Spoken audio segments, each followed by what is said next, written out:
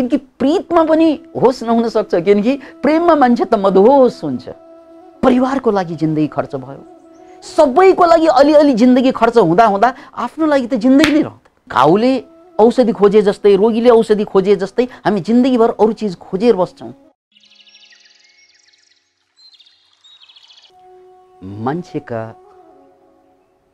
शरीरको 5 वटा तहहरू हुन्छन् या 5 वटा आयामहरू हुन्छन्, जसलाई तैत्तिरीय उपनिषदमा पञ्चकोश भनिएको छ। र यो पञ्चकोशलाई बुझ्दा हामी ध्यानको कुन स्तरबाट यात्रा गर्दैछौँ भन्ने कुरा छर्लङ्ग हुने भएकोले यो पञ्चकोशको व्याख्या या यसको विवेचना अत्यन्त सान्दर्भिक छ ध्यानीहरूको लागि, या ध्यान गर्ने मान्छेको लागि, या ध्यान गर्न पूर्व अवस्थामा पञ्चकोश बुझ्दा ध्यानीले सहज रूपमा यात्रा, अन्तरयात्रा गर्न सकिने हुन्छ। मैले शब्द अन्तरयात्रा प्रयोग गरिहालेँ, किनकि ध्यान भनेको पनि यात्रा नै हो, तर यो यात्रा बाहिरको यात्रा नभई अन्तरयात्रा हो। र यो अन्तरयात्रामा छिर्दा हामी कसरी अगाडि बढिरहेका छौँ या कतै रोकिरहेका छौँ थाहा पाउनको लागि यो पञ्चकोशलाई बुझ्नुपर्छ। सबभन्दा पहिलो कोश, जसलाई हामी भौतिक शरीर भन्छौँ, यो भौतिक शरीरलाई शास्त्रमा यसलाई अन्नमय कोश भनेको छ। किन भन्नाले यो अन्न खाएर बाँच्ने भएकोले यो अन्नमय कोश। र यो कोशभित्र यो कोशभन्दा शक्तिशाली, यसलाई सञ्चालित गरिरहेको अर्को कोश छ, जसलाई प्राणमय कोश भनिन्छ। र त्यसभन्दा भित्र मनोमय कोश, विज्ञानमय कोश, र त्यसपछि आउँछ आनन्दमय कोश। अनि त्यो सबै कोशको पर मात्रै परम चैतन्य, जसलाई आत्मा भन्छौँ, त्यो सबै कोशको पर छ। अतः ध्यानीको यात्रा त्यही आत्मासम्म पुग्ने नै हो, तर उनले यो 5 वटा द्वारलाई छिचोलेर जानुपर्छ। सबभन्दा पहिला ध्यानमा अन्नमय कोश के हुन्छ त? ध्यान गर्दा सामान्यतया ध्यानभित्र छिर्न साथ यो अन्नमय कोश बिस्तारै सिधा हुँदै जान्छ। यो हाम्रो ढाड, स्पाइनल कर्ड सिधा हुँदै जान्छ, यो आफै सिधा हुँदै जान्छ। र यो आँखा जुन छ हाम्रो, सामान्यतया यो आँखा जहिले पनि तल तल तल मात्रै जान्छ हाम्रो सामान्यतया। अझ डिप्रेसन हुँदा, पीडा हुँदा, नचाहिने कुरा सम्झिँदा आँखा जमिनमा धस्किन्छ। याद राख्नुहोस् यसलाई। र जब हामी ध्यानको अन्तरयात्राको पहिलो ढोका उघार्छौँ, खोल्छौँ, त्यसपछि यी आँखा तल हेर्दैनन्। अब यसले यो आँखा बन्दै अवस्थामा पनि बिस्तारै मासतिर फर्केर यसले मुद्रा गर्न खोजेको हुन्छ, आफै मुद्रा पनि भइरहेको हुन्छ, जसलाई शाम्भवी भनिन्छ, माथि गइरहेको हुन्छ। र यो अन्नमय कोश भएकोले जहिले पनि यसले अन्न मात्रै खोज्छ, यसको ध्यानै अन्न खोज्ने मात्रै। अन्न भनेको धरतीमा हुन्छ, त्यसकारण सामान्यतया मान्छेको शरीर लत्रिएको हुन्छ, किनकि ऊ अन्नबाट बनेकोले अन्नैले तानिरहेको हुन्छ उसलाई। अन्न पनि धरतीमा हुन्छ, खानेकुरा धरतीमा हुन्छ, ऊ धरतीतिर लच्किरहेको हुन्छ। तर जब ध्यानको अन्तरयात्रा सुरु हुन साथ नै यो लच्किने शरीर तल होइन, जानुपर्ने माथि, रकेट जस्तै ऊ सिधा भइदिन्छ।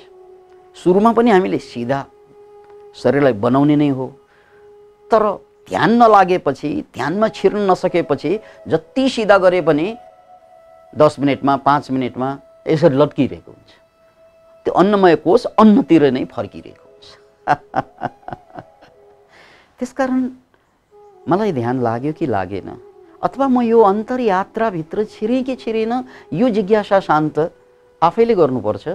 त्यो शान्त गर्नको लागि अब्जर्भेसन, त्यसलाई हामीले निहाल्ने हो शरीरलाई। ध्यान लाग्दै गएपछि मेरो शरीर सिधा सिधा सिधा, मेरो आँखा बिस्तारै मासतिर जान थाल्यो भने ल है अब म पहिलो द्वार छिचोलिसकेँ, अथवा म ध्यान जगतभित्र छिरिसकेँ। यो सङ्केत अन्नमय कोषले दिन्छ। नम्बर 1, जब हाम्रो शरीर सिधा हुन्छ, आँखा मासतिर जान थाल्छ, हामीले बुझ्नुपर्छ कि हामी पहिलो द्वारलाई खोलिसकेका छौँ। अब एकछिन बस्दै जाँदा, धैर्यतापूर्वक साधनालाई जारी राख्दै जाँदा बिस्तारै दोस्रो द्वार उग्रिन्छ। दोस्रो कोष प्राणमय कोष। अनि यो प्राणमय कोषमा छिर्न साथ प्राण भनेको स्पन्दित हुन थाल्छ। प्राणको स्वरूप नै स्पन्दित हुनु, कम्पित हुनु हो, प्रकम्पित हुनु हो। त्यसकारण जब साधक ध्यानी दोस्रो कोषमा छिर्छ अथवा दोस्रो द्वार उग्रिन्छ उसको, त्यो बेला पुरा शरीर झम झम झम गर्न थाल्छ। याद राख्नुहोस्, रगत सञ्चार नभएर पनि झमझम हुन्छ, त्यो खुट्टामा झमझम हुन्छ। तर जब प्राण स्पन्दित हुन्छ, प्राणमय कोषतिर हामी कुदिरहेका हुन्छौँ, त्यो बेला हाम्रो साधना प्राणमय कोषतिर लम्किरहेको हुन्छ। पुरा शरीर झमझमाउन थाल्छ, झम झम झम। अझ बढी नै स्पन्दित भइदियो भने कम्पन आउन थाल्छ, झुप झुप झुप झुप झुप झुप झुप। अनि कति मान्छेले यो बुझेन भने ल ध्यान बिग्रियो कि, ल अब खराब पो भयो कि, नराम्रो पो भयो कि, ऊ डराउँछ। त्यसकारण बुझ्नुपर्छ यो कम्पन आउनु भनेको शरीर काँप्नु, यो कम्पन आउनु भनेको म दोस्रो द्वारमा छिरिसकेँ। किनकि दोस्रो द्वार भनेको, दोस्रो कोष भनेको यहाँ प्राणमय कोष, र त्यो प्राण अब माथि माथि माथि ऊर्ध्वगामी हुन खोज्छ। त्यसलाई प्राणोत्थान भनिन्छ।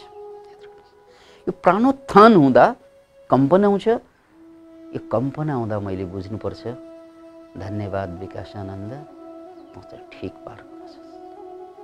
आहा, म अब भित्र छिरेँ। ओहो, म अझ आत्माको नजदिक पुगेँ। मैले आफूलाई धन्यवाद दिनुपर्छ। अब यहाँ पनि धैर्यतापूर्वक यसलाई हेर्दै जाने हो। किन भन्नाले सबै कुरा परिवर्तनशील छ। यो पनि परिवर्तित हुन्छ। यो कम्पन पनि रहिरहँदैन। कति साधकहरूले भन्छन् मेरो कम्पन लामो भयो। धैर्य गर्नुहोस्, यसको एउटा पीडित हुन्छ, अवस्था हुन्छ। त्यो पीडित नागिसकेपछि यो पनि शान्त हुँदै जान्छ। अब शान्त छ, तेस्रोमा छिर्छ। यो तेस्रो कोष भनेको मनोमय कोष। मन भनेको यहाँ भावनासँग जोडेर बुझौँ। किनकि हामीले मन भन्नासाथ फिलिङ्सहरू, भावनाहरू, यसलाई बुझ्नुपर्छ। र भावना भनेको नेगेटिभ पनि हुन्छ, पोजिटिभ पनि हुन्छ। पोजिटिभ भावना पनि मन हो, नेगेटिभ भावना पनि मन हो। अतः म जब तेस्रो लेभलमा पुग्छु अथवा मेरो अन्तर्यात्रा तेस्रो लेभलसम्म पुगेको हुन्छ, तेस्रो कोषमा अब कम्पन हुँदैन। त्यहाँ प्रीति हुन्छ। यो प्रीति भन्ने शब्द प्रीतबाटै आएको हो। यो शब्द बुद्धले दिनुभएको शब्द हो, प्रीति। यो प्रीति भनेको प्रेम हुनु। किनकि प्रीतमा मान्छेलाई अत्यन्त आनन्द आउँछ, प्रेममा अत्यन्त आनन्द आउँछ। यसकारण यो बेलाको आनन्दलाई हामीले सुखानुभूति भनेर मात्रै बुझौँ, प्रीति अथवा सुखानुभूति। म तेस्रो चरणमा पुग्न साथ म बदलिन थाल्छु। के बदलिन्छ भने हरेक मान्छे जिन्दगीभर आफूलाई बाहेक सबै खोजेर हिँड्ने प्राणी। हरेक मान्छे आफूलाई बाहेक उसले धन खोज्छ, आफूलाई खोज्दैन।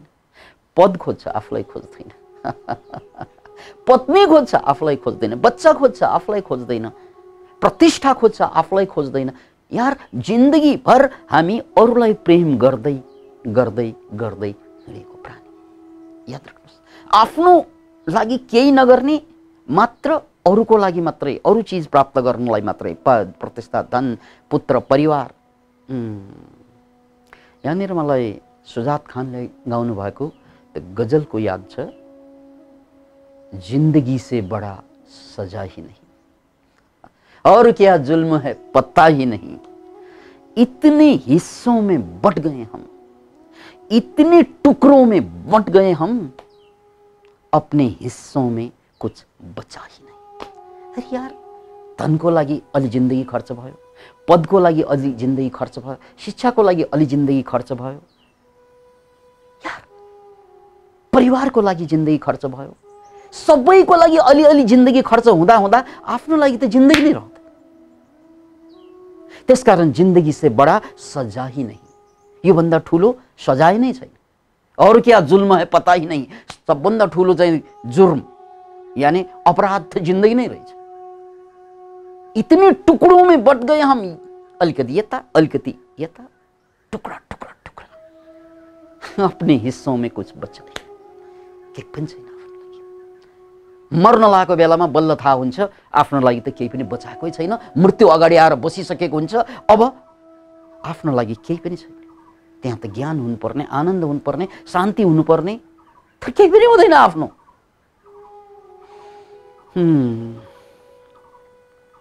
अतः जब हामी ध्यानको अन्तर्यात्रामा तेस्रो द्वार उग्रिन्छ, तेस्रो कोष जसलाई मनोमय कोष भनियो, त्यो बेला प्रीति भनेको पहिलोचोटि आफूप्रति प्रीत आउँछ, प्रेम। अब मलाई परिवार नभए पनि इट्स अल राइट, सुखानुभूति भइरहेछ। पैसो छैन गोजीमा तर सुखानुभूति भइरहेछ। पुत्र छैन, पद छैन, उमेर पनि गइसक्यो, म 80 कटिसकेँ तैपनि केही छैन, it's all right, all right, केही छैन, केही छैन मसँग, इट्स अल राइट, म त छु। द्याट्स द प्रीति। ध्यानको यो तेस्रो लेभलमा बल्ल गएर मान्छेमा आफूप्रतिको प्रेम उत्पत्ति हुन्छ, प्रीति। अनि यो प्रीतिको अवस्थामा मान्छे मरिदिए पनि उसलाई चिन्ता हुँदैन, किनकि उसले आफूलाई प्रेम गरेको कारणले गर्दा मर्नुमा पनि ऊ पछुताउ हुँदैन। बाँच्नु त त्यतिकै धन्य भयो, किनकि अब केही नभइकन पनि म बाँच्न सक्छु। यसलाई भनिन्छ ट्रु इन्डिपेन्डेन्ट। हामी इन्डिपेन्डेन्ट भनेर के भन्छौँ कि यदि आफैले कमाउनु सक्यौँ भने हामी इन्डिपेन्डेन्ट जिन्दगी भनिन्छ, होइन?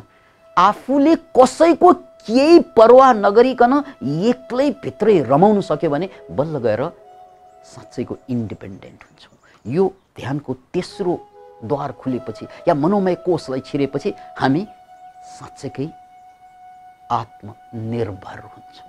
यानी आत्मनिर्भर शब्द पनि यहाँ प्रीतिकर छ, किनकि आत्म भनेको म आफैमा निर्भर भएँ। अघिसम्म मलाई पुत्र चाहिन्थ्यो, पत्नी चाहिन्थ्यो, अरूले मलाई ध्यान दियोस्, मेरो साथीले मलाई ध्यान दियोस्, गुरुले मलाई ध्यान दियोस्, एकदमै खोजिरहने जिन्दगीभर।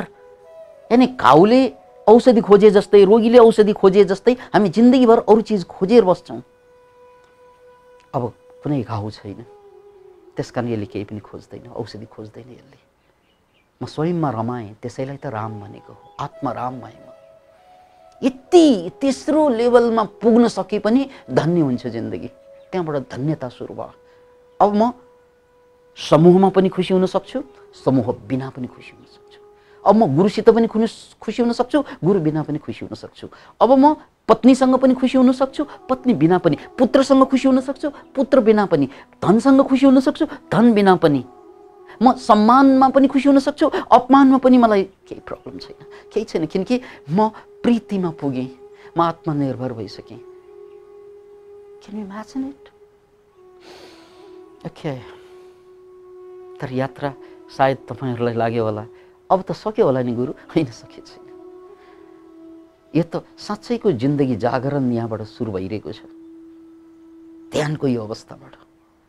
अब चौथो कोषमा पुग्छौँ हामीहरू, यहाँ रोकियो भने धैर्यतापूर्वक है यहाँबाट नफर्कनु ध्यानीहरू हो कि कतिलाई त यो प्रीतिको अनुभव अर्थात् अनुभवमा यो सुखानुभूति हुन्छ, मस्त भइरहेको हुन्छ, ल म पुगेँ यही होला भन्न ठान्छन्। होइन होइन होइन, यो द्वार तेस्रो हो है।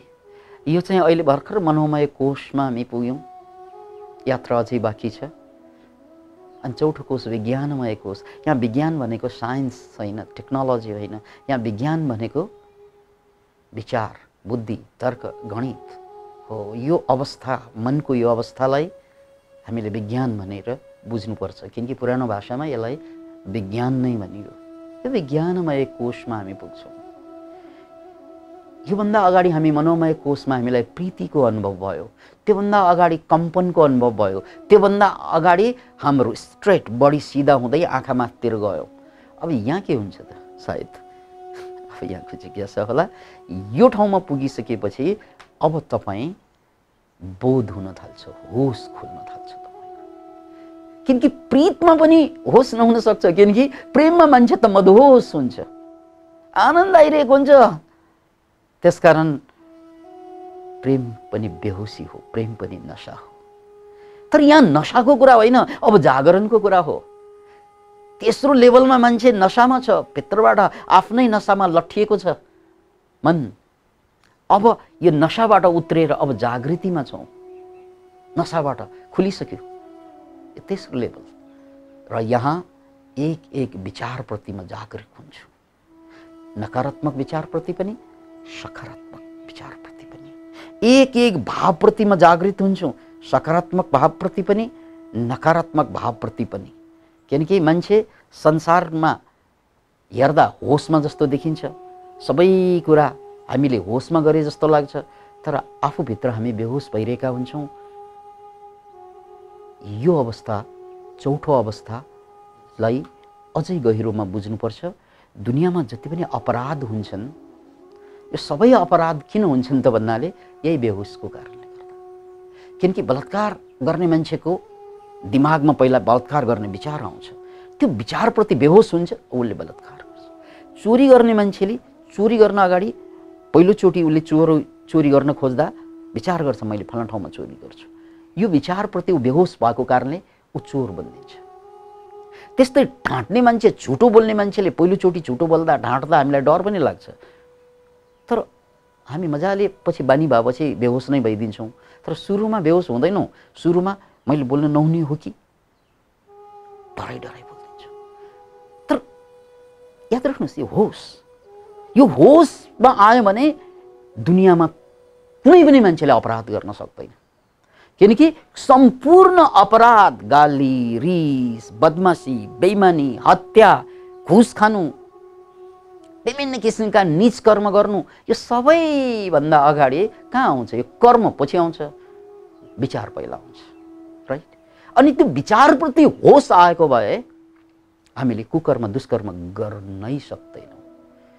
त्यसकारण यो अवस्थादेखि हामी पुण्यात्मा बन्दिन्छौँ।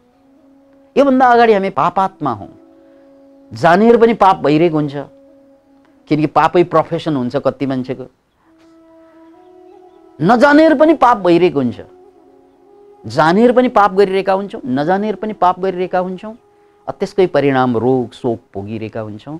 त्यसकारण यहाँबाट मान्छे पुण्यात्मा बन्छ, चौथो लेभलमा ऊ पुण्यात्मा, किनकि अब उसले पाप गर्नै सक्दैन, अब उसले अरूलाई दुःख पीडा दर्द दिनै सक्दैन। किनकि दुःख पीडा अरूलाई दिन अगाडि विचार आउँछ, र त्यो विचारप्रति बोध भएपछि मुसुक्क हाँस्छ। कसैलाई लुट्ने, कसैलाई ढाँट्ने विचारमा विचार आयो, गर्नु हुँदैन, गर्दैन उसले।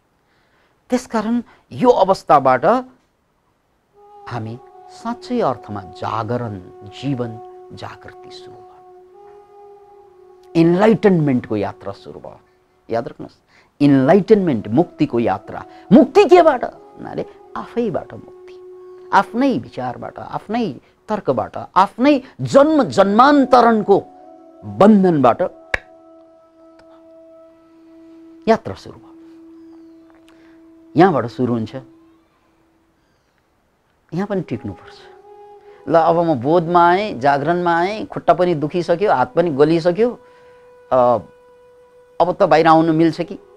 सायद यो प्रश्न साधकलाई आउँदो होला, होइन? तपाईँको अन्तरयात्रा पुरा गर्नु छ भने 5औं द्वारले कुरिरहेको छ तपाईँलाई, जसलाई आनन्दमय कोष भनियो। यो आनन्दमय कोष र अघिको प्रीति जो तेस्रो द्वारमा छ उस्तै उस्तै लाग्न सक्छ। यसलाई अलिकति फरकमा बुझौँ। आनन्दमय कोष भनेको त्यो अवस्था हो जुन अवस्थामा अनकन्डिसनल ह्याप्पिनेस सुरु हुन्छ। यो अनकन्डिसनल ह्याप्पिनेस भनेको अघि त मैले प्रीतिमा ध्यान गर्दा आनन्द आएको हो, म ध्यानमा छु, मस्त छु, तर यहाँ ध्यान नगरे पनि यो आनन्द जारी रहन्छ। यहाँ कुनै अवलम्बन छैन, निरालम्ब आनन्द आउन थाल्छ। याद राख्नुहोस्, त्यसकारण आनन्दमय ब्रह्म पनि भनिएको छ। यो आनन्द निरालम्ब आउन थाल्यो भने, कुनै चिजको आश्रय बिना ध्यानै नगरिकन पनि आनन्द आउन थाल्यो भने, म हिँड्दा पनि आनन्द, सुत्दा पनि आनन्द, उठ्दा पनि आनन्द आउन थाल्यो भने, यस्तो आनन्दलाई ब्रह्मानन्द भनिन्छ। यो सहजानन्द, यो ब्रह्मानन्द, राइट? यो ध्यानको 5औं चरणमा पुगिसकेपछि हामी अनि सहजानन्दमा, त्यहाँ ध्यानै गरे पनि नगरे पनि आनन्द आउने अवस्थासम्म पुग्नु 5औं द्वार। अब त पुग्यो होला नि गुरु।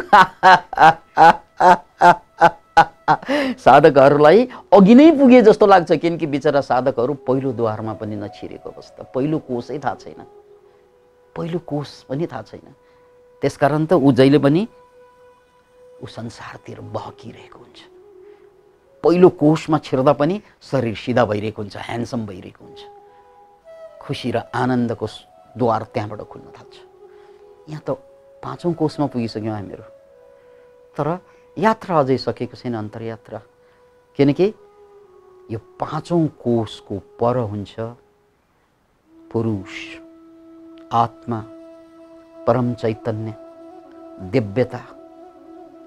किनकि आनन्द आउनु भनेको ज्ञान आउनु होइन। किनकि यो 5औं कोष छिचुलिसकेपछि बल्ल गएर ज्ञानको अवतरित हुन्छ। किन भन्नाले त्यो 5औं कोष छिचुलिसकेपछि अब हामी जन्म जन्मान्तरणको बन्धन, जो विचारको माध्यमबाट, भावनाको माध्यमबाट, परिबन्धको माध्यमबाट, परम्पराको माध्यमबाट, परिवारको माध्यमबाट या आफ्नै अनुभवबाट आइरहेका सिर्जिएका सम्पूर्ण बन्धन छैन। किनभने यहाँ म भन्ने जुन तत्त्व छ नि, अहङ्कार, त्यो पनि छैन। बुद्धिज्ममा यसलाई शून्यता, शून्य, एम्प्टीनेस भनिन्छ। त्यहाँ केही पनि छैन। हिन्दुइज्ममा यसलाई आत्मबोध भनिन्छ। आत्म होइन, आत्माको बोध। यता शब्द आत्मा प्रयोग भएको छ, बुद्धिज्ममा यसलाई शून्यता प्रयोग भएको छ। शब्द यहाँलाई जे सुन्दर लाग्छ, जे सहज लाग्छ त्यही टिप्नुहोस्। यहाँ शब्दमा झगडा गर्नुपर्ने आवश्यकता छैन, किनकि यो 5औं कोषपछि मात्रै आत्माको कुरा आउँछ, 5औं कोषपछि मात्रै शून्यताको कुरा आउँछ। कुरा एउटै हो। र यो शून्यतामा जसरी यो ग्लासको पानी हामीले फाल्दै गयौँ भने यहाँ हावा भरिँदै जान्छ, हावा डाउनलोड हुँदै जान्छ। यो हावालाई पनि कुनै माध्यमबाट खिचिदिउँ, तान्दिउँ भने यसमा चारैतिर चुम्बकीय शक्ति पैदा हुन्छ। यसले तान्ने क्षमता, पावर सिर्जना हुन्छ। याद राख्नुहोस्, हामीले सानो बेला डट पेनको बिर्कोलाई मुखमा चुसेर पगरेर हावा निकाल्थ्यौँ। त्यो हावा निकालेपछि डट पेनको बिर्को जिब्रोमा टाँसिन्थ्यो। सायद तपाईँहरूले पनि त्यो गर्नुभएको होला। सुरुमा टाँसिँदैन त्यत्तिकै राख्दा, तर हावा निकालेपछि टाँसिन्छ, किनकि खाली हुनु भनेकै शक्ति जन्मिनु हो। त्यसले तान्छ, त्यो तान्ने शक्ति। यो खालीपनले ब्रह्माण्डभरिको ज्ञानलाई तान्छ। त्यही हो ज्ञानी भन्ने। र यो खालीपनले सिद्धि, मुक्ति, अनकन्डिसनल लभ सबै कुरा अवतरित यो खाली ठाउँमा हुने भएकोले यो जीवनको पूर्णता र पुग्ने ठाउँ यहाँ हो। त्यसकारण साधकले आफू कहाँ छ, कहाँबाट यात्रा गरिँदैछ, म कहाँ पुगेँ र कहाँ पुग्नु छ, यो प्रवचन सुनेपछि मलाई लाग्छ हजुरहरू क्लियर हुनुभयो।